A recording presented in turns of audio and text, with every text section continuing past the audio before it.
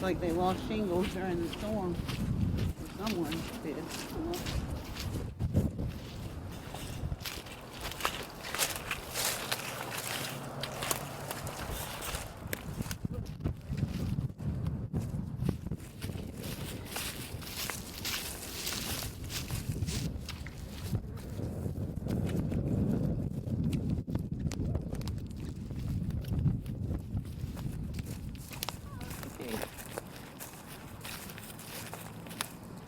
This one is full.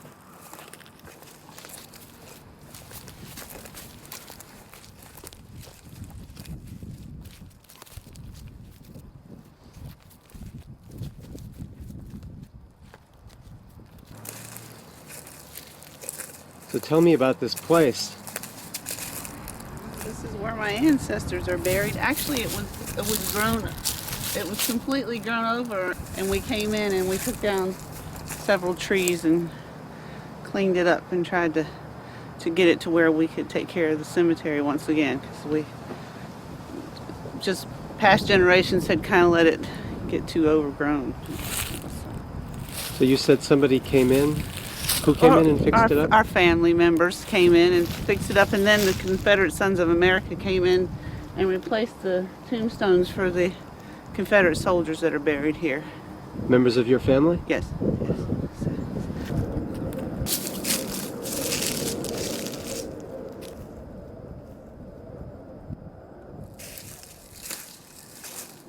This is my great-grandfather on my mother's side, my mother's grandfather.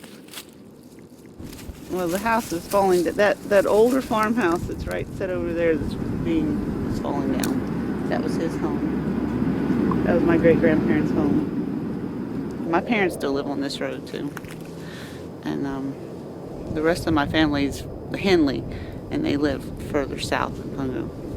You're related to the Henley, to Barbara? Yes. Okay. Well, her husband, yes, Winky. Yeah. He's like my second cousin. Okay. On my grandmother's side. Small world. Yes. I envy people who can document their family line like this. Yeah. This is really special. It is, I agree. We have documentation from the 1700s for this family being buried here. And a lot of my family's also buried off Sandbridge Road across from Nemo United Methodist Church.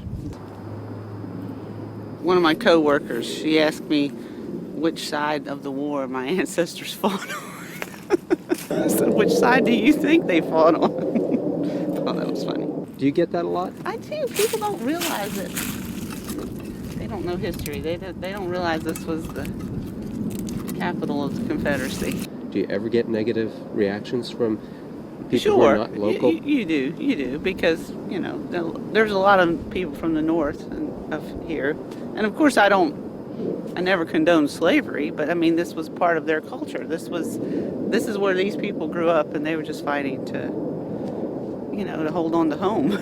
Right. You know, and the only way of life they knew, so that's all. They were just, so, and most of them were probably very young. I have actually all the paperwork on these young boys at home. Does that kind of pride still run deep here, do you think? Yes, very. We had the ceremony here when we replaced the tombstones, and we had the full regimen and the gun salute and everything, with the uniforms and everything. And I'm sure some other families around here have done that for their family, but nothing that's actually organized outside of just family units.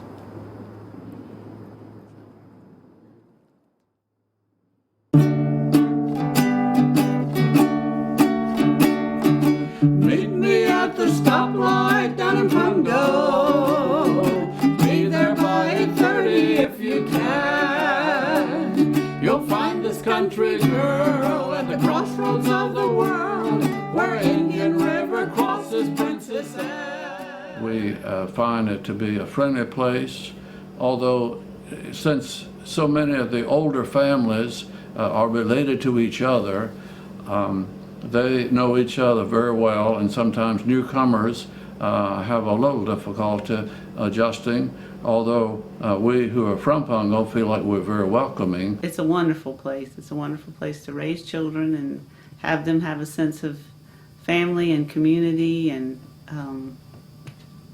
strong roots to know where they're from. What else comes to mind as you think about Pungo as it was and as it is today? Well, I only know it as it is today, and one thing that especially impresses me is that I would consider it to be very much a church community. Not that everyone goes to church, but the churches are a very important part of the life of the community. Every time there's 5 Sundays in the month, they have what they call Singspiration, where we meet at one of the churches, and all the churches are invited to bring their choirs to sing. And it's a time to get to know everybody. The other thing is that the spirit of the people in this little village of Pungo is that of wanting to make it a community where people know one another, care for one another, sort of the way it was in the old days. Yeah. But there are a lot of new families moving in. A lot of building going on, not so much now with the economy the way it is, but when I first got here, a lot of building and new people moving into the area. So there's a lot of old timers as well as new people that are around. So that makes an interesting mix. Change is hard. And so much is changing in Pungo that the defensive walls are going up because they're trying so hard to hang on to what Pungo is. I know you don't know very much about that situation with the monks. If you felt comfortable saying anything about that, you could. Yeah, the only thing that I know is what we read, and the impression that we had was that the traffic concern is the reason that the local people in that area were opposed to it. But beyond that, I don't. Yeah, we have not met the monks. We probably No. should have taken time to go and look them up. We haven't. Yeah, so I think you can get more information from some other people in that area about that. That was the only issue anybody seemed to have about it, was the extra traffic. Not that it was a Buddhist group that was in. Only thing I heard was they talked about the statues that were in the yard and that it had gotten to look, they were saying it was looking kind of junky. I know the monks purchased the home on West Neck Road, and it was formerly a residence. And I know the Pungo community was a little upset because of, I think some of them were upset because they turned a residence into sort of what we would call a church. And then there were some statues out there that were kind of oversized. But I think what I know about it is it was the fear that kind of come into the community of something that they were just not accustomed to, had never been faced with anything like that, and actually never thought anything that type of religious practice would probably come into Pungo, and they didn't know how to deal with it. They don't know how to deal with it. Do you think there's a place in Pungo for Buddhist monks from Vietnam? For the monks, yes. The question is whether, the non-development should include not having a major retreat center or congregation with a lot of people coming in a residential section. I think that's the big issue there. But I have not heard anything against Vietnamese or Buddhists. Mm-hmm. It's simply been, this is not the place that is supposed to be a residence that they have bought, and now they're trying to turn it into something else. Seems like that's the thing. Mm-hmm. Okay. But I do think them not being from America also plays a part into it, because it's just so foreign to the community.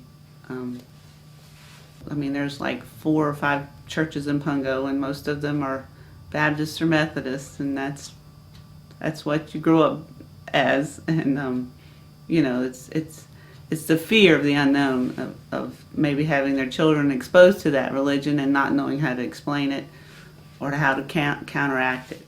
Well, if we're strong in what we believe, there's no need to fear. That's just more of a reason why we need to work harder at educating our children of what we believe. Because obviously I think we're right, but, and to teach them why. But not to the point that, you're intolerant of others. Do you think there's a place in Pungo for Buddhist monks from Vietnam?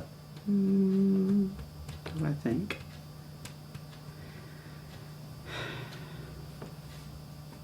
In my mind, yes.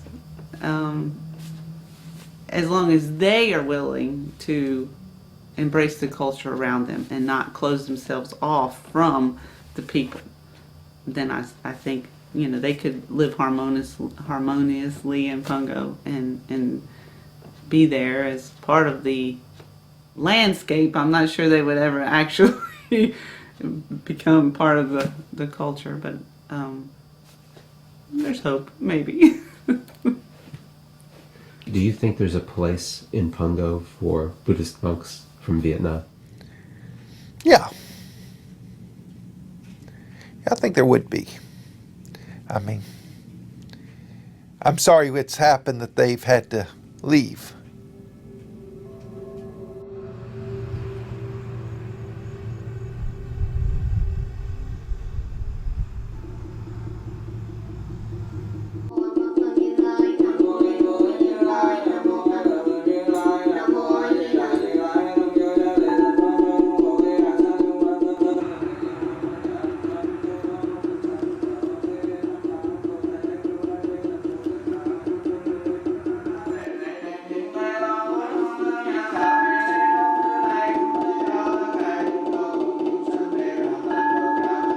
We not come here to convert American to Buddhist, to Buddhism.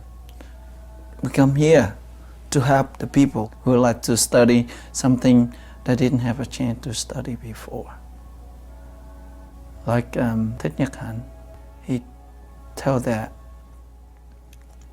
you should keep your tradition, your religion, but learn something that can benefit to help to make your root go deep and strong. I love that comment. All the Buddha teaching is to help the human being have a good life and how to help yourself to understand the situation, the karma, and the environment around you. How to accept yourself and accept other people. And I can use that for talking with Christianity. Just how to live happy. Everyone would like to live happy. And I can share the Buddha teaching with them.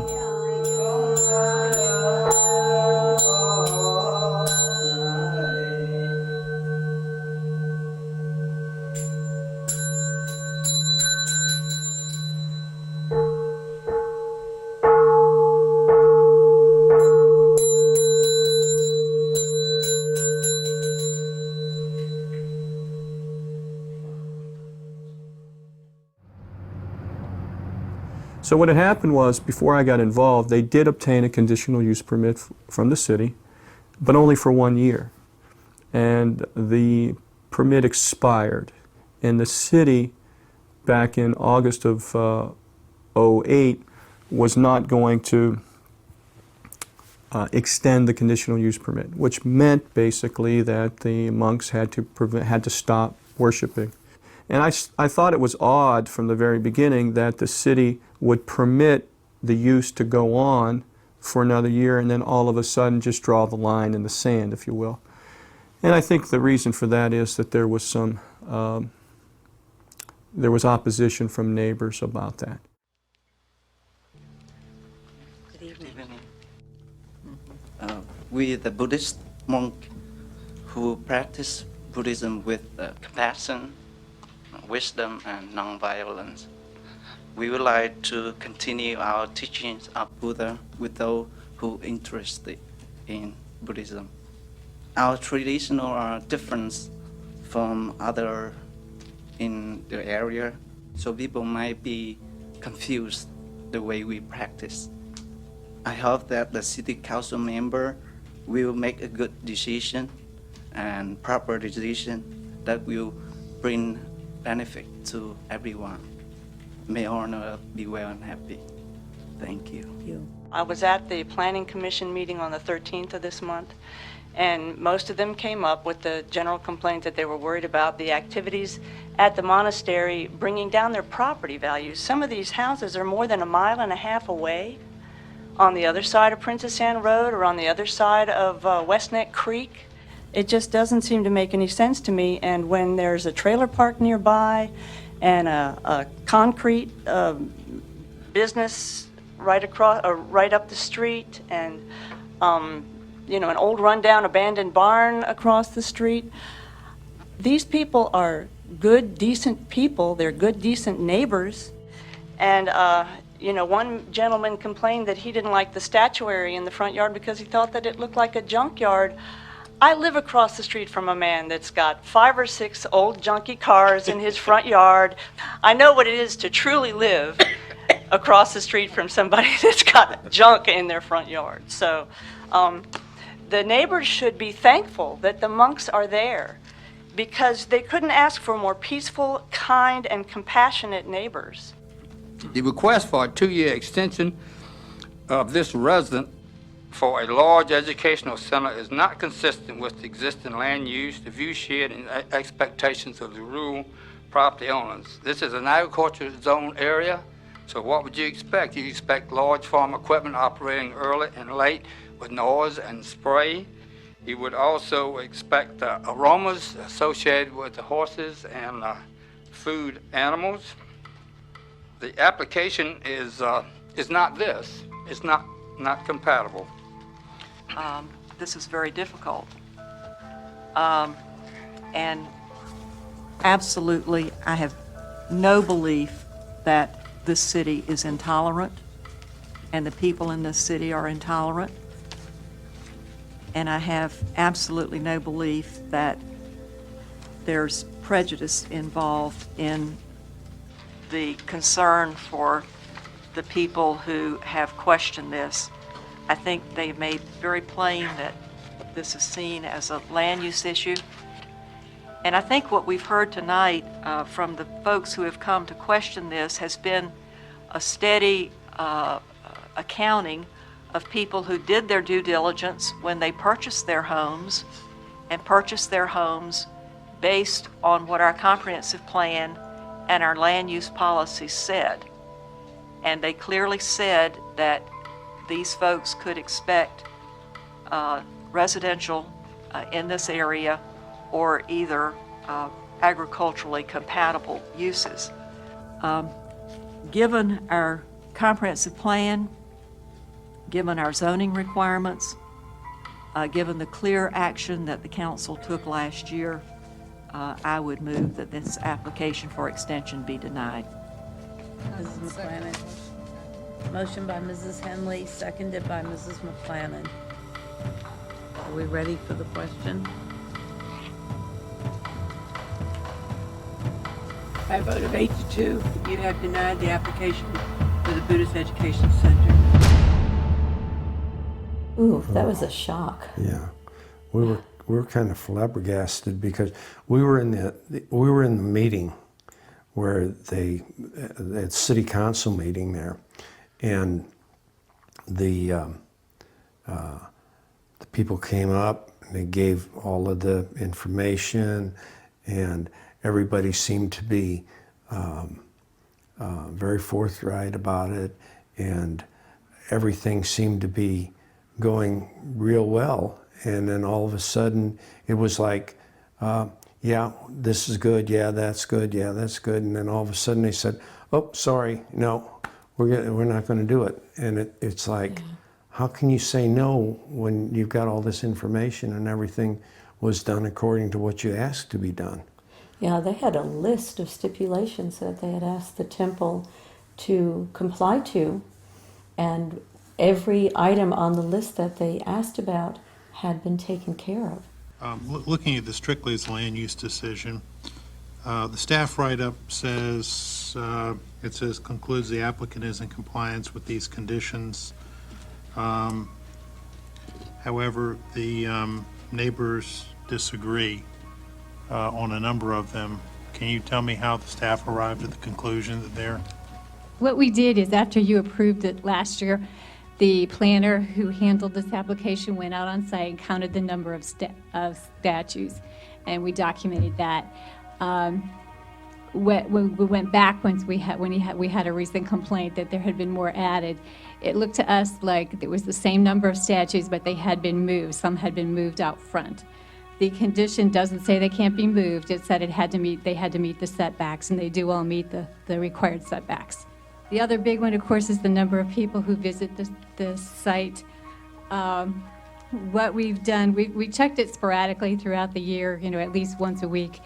But since they came back and reapplied for the months of June, July, and August, I've had a zoning inspector go by twice on Sunday during the 10 to 1 o'clock period. And I've got pictures, June, July, and August, every Sunday, if you'd like me to pass those around. And Would you mind? Could we? the number of cars, when we went by, well, you can see from the pictures, it varies between 9 and 15. So we had no reason to believe that they were in violation of the numbers. So we thought, this is really good. And then, especially when they talked about the RLUIPA law about religious freedom and not banning people from practicing of their religion, we were absolutely shocked when they said no. We could not believe it. The city was denying our clients the right to worship according to their faith beliefs, which is a violation of the First Amendment, and they were violating their rights to associate, which is a violation of the Constitution, and various other constitutional rights. And the hammer, if you will, was the violation of RLUIPA, the Religious Land Use and Institutionalized Persons Act. And our basic argument was that the City of Virginia Beach was excluding this particular religious use when in fact there were other religious uses in that very zone or that very area. And so therefore that creates what we call a discriminatory effect, because certain uses are allowed, certain are not allowed. You're in, you're not in. So we had a very, very good lawsuit, and the city agreed as soon as we filed it to allow our clients to continue worshiping during what we call the pendency of the lawsuit. And so basically what we did is we resurrected the old conditional use permit, and so they were basically allowed to operate as if the conditional use permit never expired. And we're continuing to work with the city to secure a place for the monks so that they can continue what they're doing and grow their Buddhist Education Center in Hampton Road. So we're hopeful that that happens, and we're hopeful that the city continues assisting us throughout that process.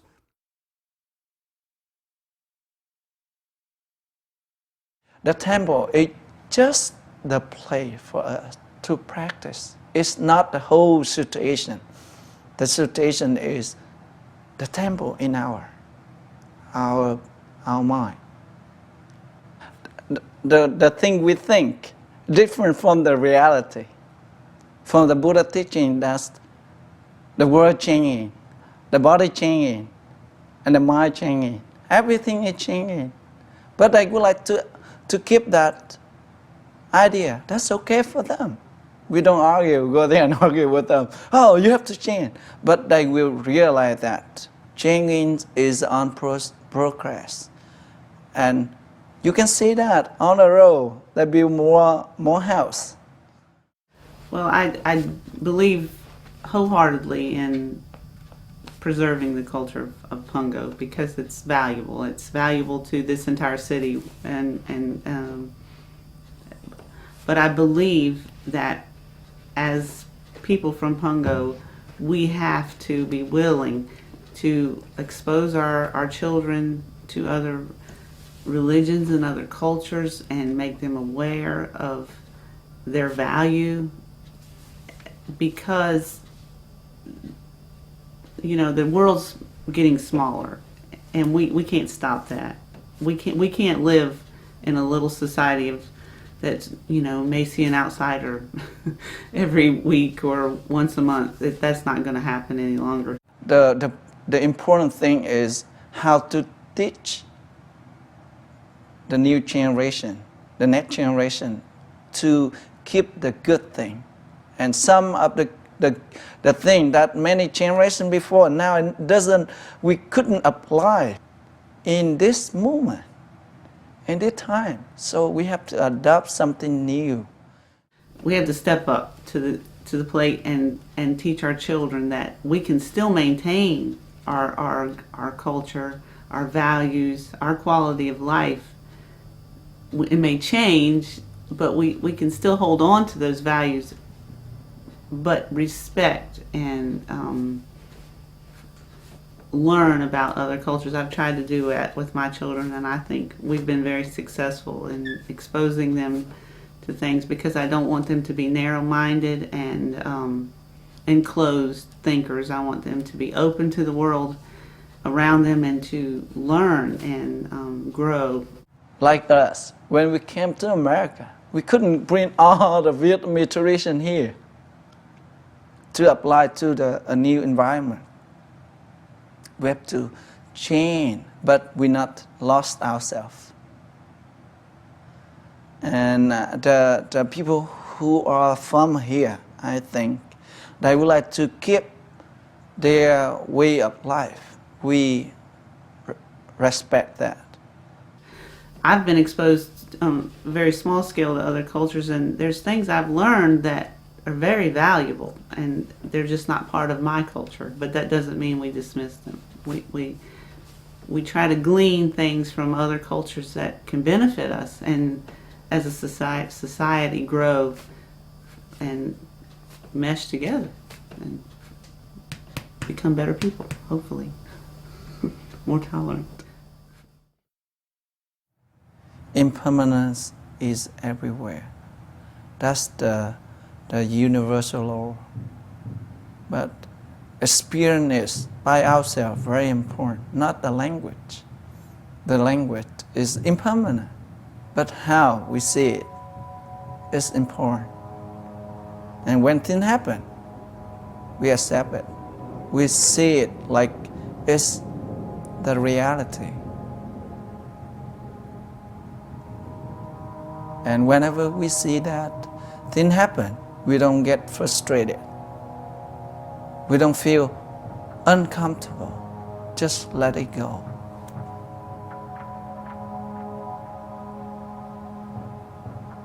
I use that concept in practice and apply in the situation here. When things happen, not good for the temple, that's impermanent. And when you accept it, you feel better. You feel okay. And when things happen, if you don't accept, you don't feel good with that, you get angry. And the situation the same. The problem is only us, right? Only us who get angry. It's our fault.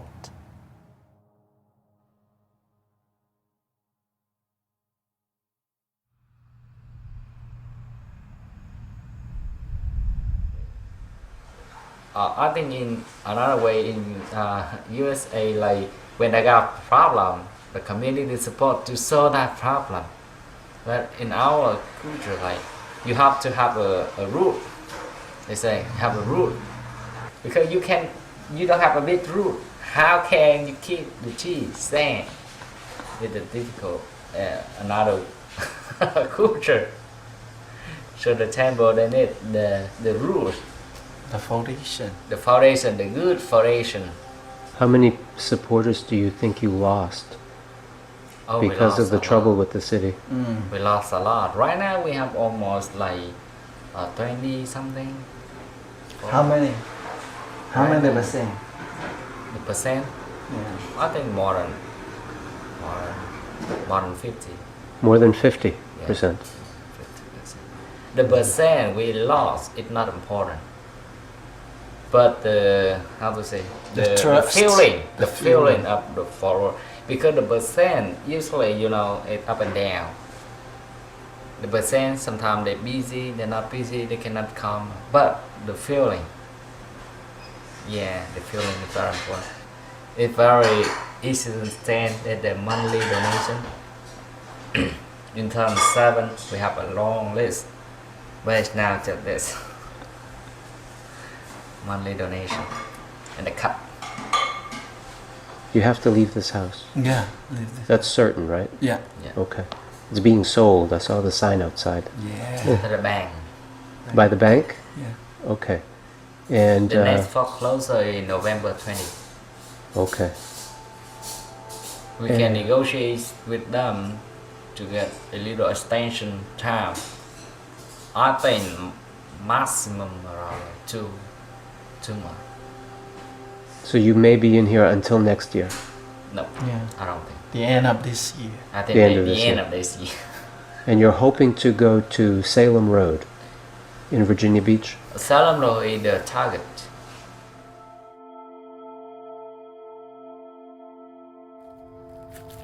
Sometimes we just need a quiet place to think about our life. If we could have this place for the temple, that's a wonderful thing, because we have the roots so that the tree can grow very healthy and it will blossom in the future. And you know what? There's an amazing thing that we didn't know this place until the city people come to offer to us. That's perfect, you know. How can we know this place? Until they say, oh, we have a place for you to build a temple and you can do anything you want over there. And we say, wow, where is that? So we came and we said, that's perfect. And you see that everything here, people just come and say, that's beautiful. The land, there's tree. We will be a forest monk here.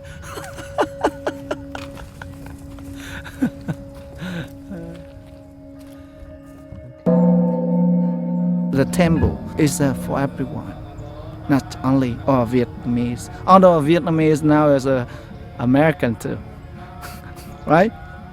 And so that's why we serve for the resident here, the community here. We're not just say Vietnamese or American. Who can help, welcome. And that's the place for everyone. The temple is for everyone. We don't care they are a Christian or they're Christian, but they're still human. We serve the human. That's why the Buddhism come from. Beyond suffering, right? The way of suffering. That two messages the Buddha sent out. There's suffering, and there's a way of suffering, and end up suffering. That's for human, right? And we serve human. So not a skin, a white or yellow color. The color is where we born, but we have the same blood, same human being, right? So welcome everyone here. If we build a temple here, welcome.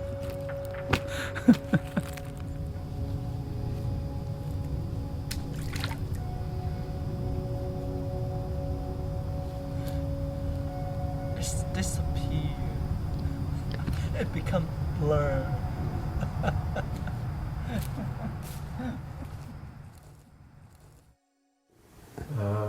What's going to happen with the monks? Where are they going?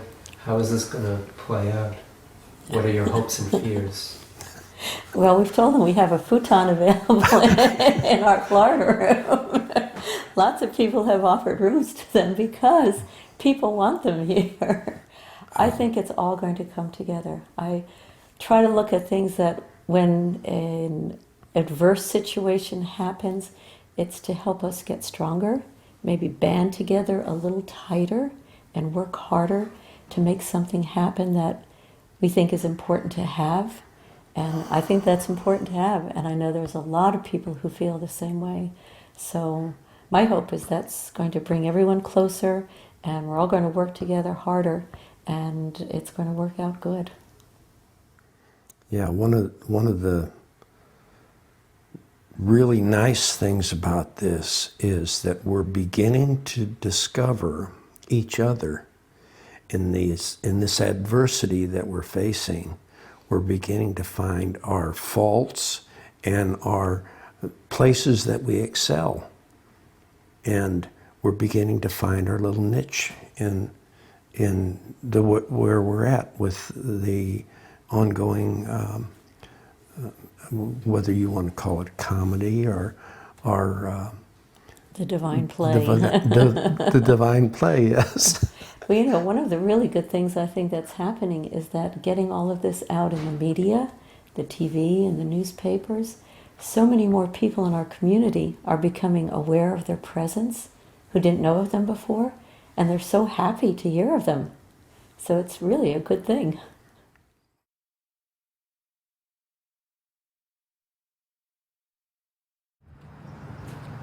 This is the old temple. We didn't do hearing, we didn't do all of that. But wherever the monk lived, we call it a temple. So we call this the old temple. And the master monk, first temple in the Virginia Beach is here. When was that? 1998. Okay, so shall we go inside? Yeah.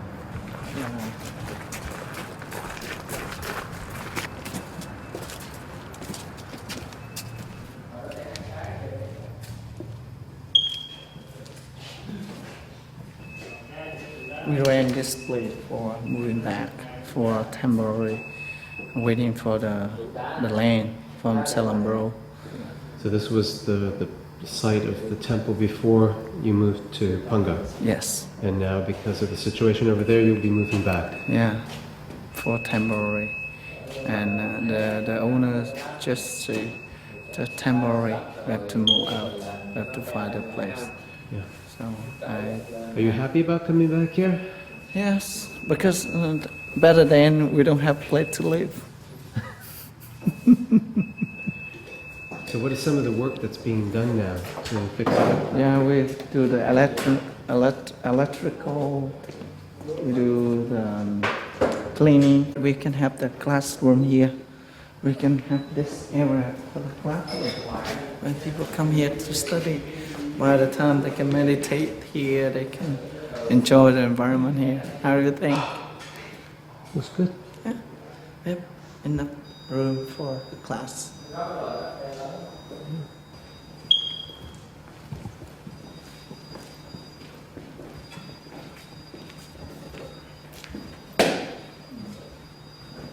We decorate this area for honoring room for the Buddhist follower who passed away.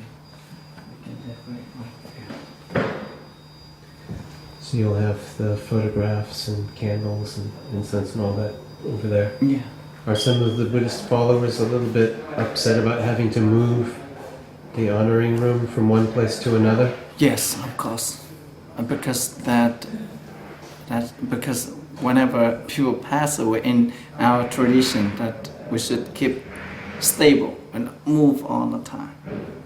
But because of the temple, where we live, we have to invite all of them come with us. Like a Buddha, the Buddha have to go too. Yeah.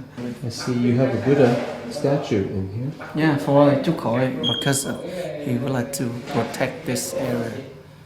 Because he have to stay here at night time. Oh, so Chú Khỏi. And we share sleep in here until we move there. We don't want people come to destroy like last time. Okay. Yeah, you did have a little bit of vandalism. Yes. See that? See this?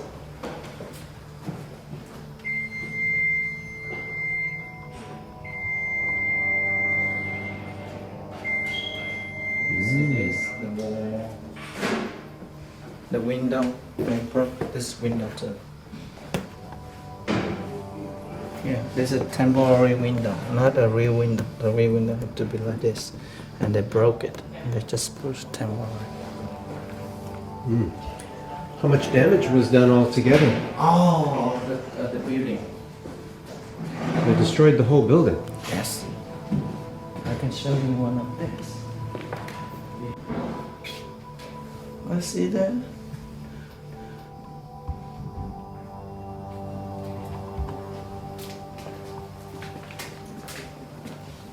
There.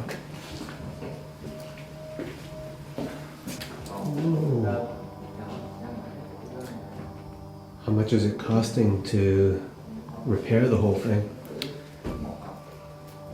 A lot. But we just live temporary, so we don't fit the fence, the right thing. We just have this very, just cover.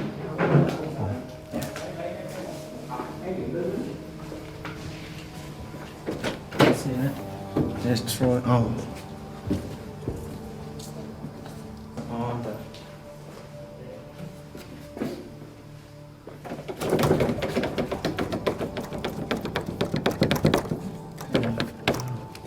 Is that where they broke in? yeah.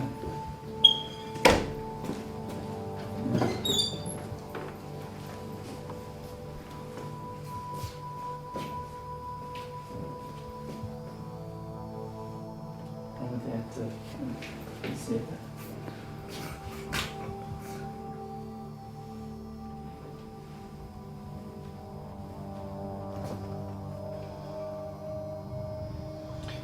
It's not easy to be a Buddhist.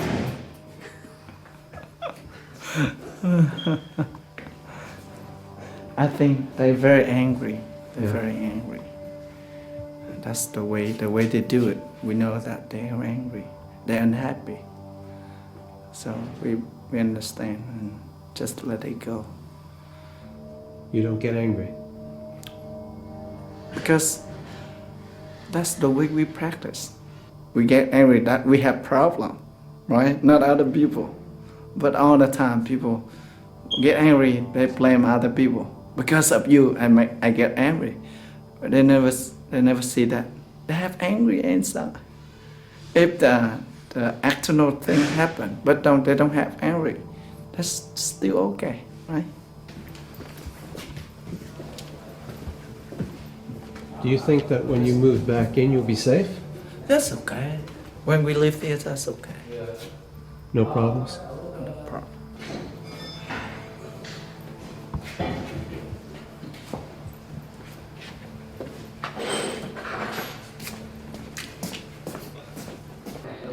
You certainly haven't had an easy life here.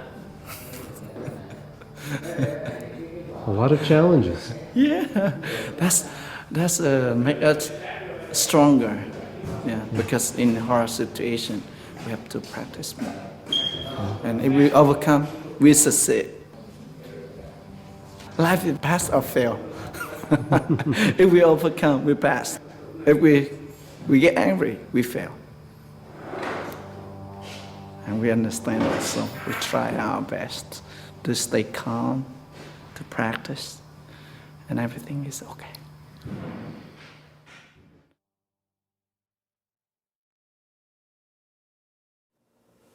Well, we thought we would take you back a little bit in time. About 25 years ago, we had a Vietnamese refugee youth come over through the Catholic Family Charities who came to live with us, and we were his foster parents. And in time, he moved down to North Carolina. And when we used to go down there to visit him, we'd go over to Charlotte and go to the Buddhist temple there with him. And that's how we first started going to temples. And we were really surprised when a friend of ours told us that they had driven into this street and saw all these beautiful Buddha statues and told us where it was located because nobody knew that it was there. The monks are very quiet people. They're not out in the public telling you, I'm here, and trying to draw people in. They just do what they do there and are there for people to come when they want to be with them and get their teachings. So we drove back there one day, and the master monk came out and greeted us and showed us all around, and it was really beautiful. He was so cordial and open and showed us, you know, all the beautiful statues in the rooms and the bells, and you talk for a little while. We just fell in with the monks because they were so happy and carefree, more or less, because, you know, they had everything that they needed. And we were just amazed at how quiet and subdued they were, because they weren't like any of the other places where they come out and grab you by the shirt collar and try to drag you in. So, and it was a nice experience. They're a beautiful group of people, you know, and one of the things that I see is the difficulty is that so many people, when they see somebody who looks different than they are, their skin might be different color, or they talk different, or from a different country, or have a different religious path, that they don't understand. A lot of people will put up blocks and concerns about it and not take the time out to get to know who they are. And if they did, they would see what beautiful people they are.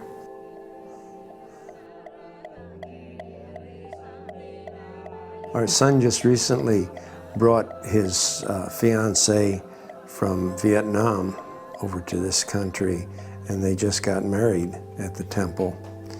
And we had a very rich, integrated service that was that was an integration between the Vietnamese Buddhist religion and a little bit of Western, where everything was translated back and forth. And we had all of our Western friends there on the Saturday night, and then on the Sunday night we had another reception that was a Vietnamese reception, and it was a really nice, beautiful. Everybody that we talked to at the service seemed very happy and joyful, and that what's out of the ordinary. They're just like we are. Holy cow, isn't that neat? Yeah, So. A lot of people afterwards have told me that they were so impressed with the attitude of the monks, how beautiful and friendly they were, with the words that were said in the ceremony, because part of their vows were to help support each other, to be good people and useful people in the community, and to be the best that they can. And that's quite impressive. If we all lived that way, we'd have a much better world, I think. Yeah. Keep the tradition. Something like that. It is really a fantastic thing to have, not just, you know, a place where you can come together and have a wedding like this in a traditional Vietnamese culture, but one where we can really, you know, blend Vietnamese with American culture and make a ceremony that's truly unique and that's got a sense of community behind it. So it really was a wonderful experience. The ceremony was so beautiful, and the laughter was so pervasive, and too many of our ceremonies are too serious, and that's a good start right there. Have you ever been to a ceremony like this at a Buddhist temple? No. I've been here before, but not to a wedding. So it was beautiful.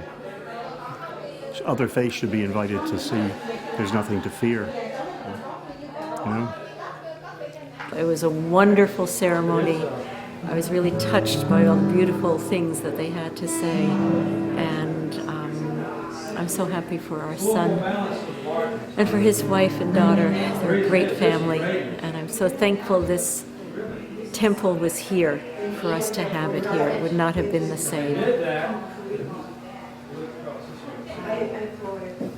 This is probably going to be the last big event here. Very possibly. Unless something dramatic happens. Unless there's a modern day miracle, huh? How do you feel about that? Well, it's a good thing to have an event like this because of the fact that it's a continuation of the ongoing family and the continuation of generations, and for that to be the last thing that happens at a temple, I feel that that's very very auspicious.